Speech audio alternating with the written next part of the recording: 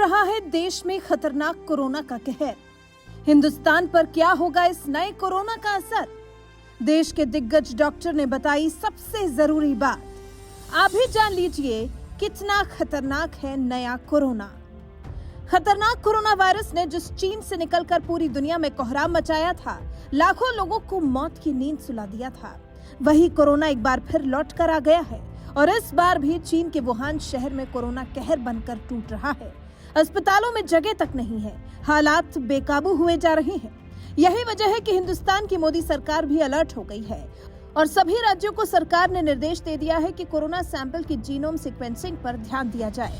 तो वहीं दूसरी तरफ देश के सबसे बड़े अस्पतालों में से एक एम्स में डायरेक्टर की जिम्मेदारी संभाल चुके रणदीप गुलेरिया ने इस खतरनाक कोरोना वायरस के बारे में क्या कुछ कहा, इस कोरोना लहर का हिंदुस्तान पर कितना असर पड़ेगा, ये भी जान लीजिए।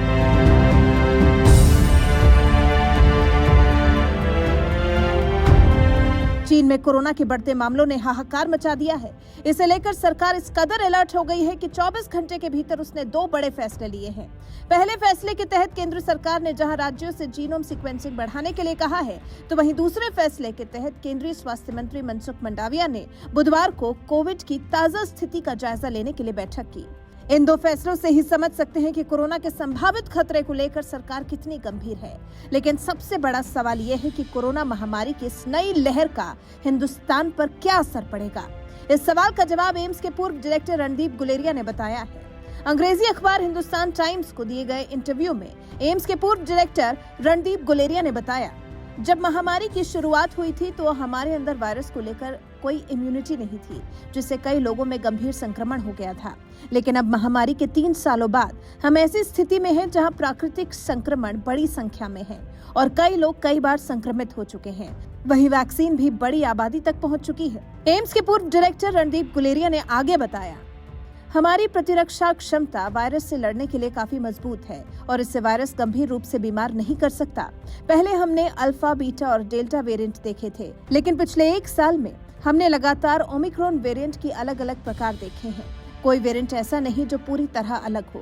हालांकि हमें सतर्क रहने और सक्रियता के साथ निगरानी करने की जरूरत है, क्योंकि हमें नहीं पता कि वायरस कैसे प्रतिक्रिया करेगा। लगता है कि वायरस स्थिर और हल्का हो गया है, लेकिन हमें मौतें बढ़ने और लोगों के अस्पताल में भर्ती होने के कारणों को देखना होगा।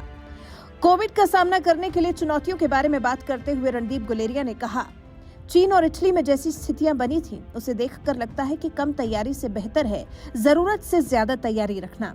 ये तरीका कारगर है क्योंकि वैज्ञानिक, क्लिनिक और नीति निर्माता आपस में जुड़े होते हैं। हमने पहले ही लॉकडाउन लगा दिया था। हालांकि कई लोगों को इस पर आपत्ति थी कि लॉकडाउन बहुत पहले ही लगा दिया गया, लेकिन इससे जागरूकता फैलाने और तैयारी के लिए समय देने में मदद मिली। इस दौरान हमने मरीजों को संभालने के लिए बुनियादी ढांचा बदलने और तैयार करने के लिए बहुत काम किया। ये कांटों भरा रास्ता था, लेकिन हमने कई पश्चिमी देशों से बेहतर प्रदर्शन किया। ये देश कोरोना का कहर झेल चुका है। यही वजह है कि अब तो कोरोना के फिर से लौटने की खबर से ही लोग सिहर जा रहे हैं। इस बार कोरोना का नया सब वेरिएंट चीन में कहर बरपा रहा है, जिसे ओमिक्रॉन का सब वेरिएंट BF.7 कहा जा रहा है। कुछ स्वास्थ्य विशेषज्ञों का अनुमान है कि आने वाले कुछ महीनों में चीन की 60% और दुनिया की 10% आबादी इससे संक्रमित हो सकती है। महामारी विशेषज्ञ एरिक फिगलडिंग ने तो आशंका जताई है कि कोरोना इस लहर में 10 लाख से ज्यादा लोगों को अपनी चपेट में ले सकता है।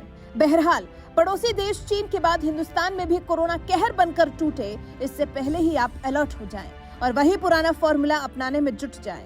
2 गज की दूरी और मास्क है जरूरी। वैसे कोरोना की इस नई लहर पर आपका क्या कहना है? अपनी राय हमें कमेंट कर जरूर बताएं।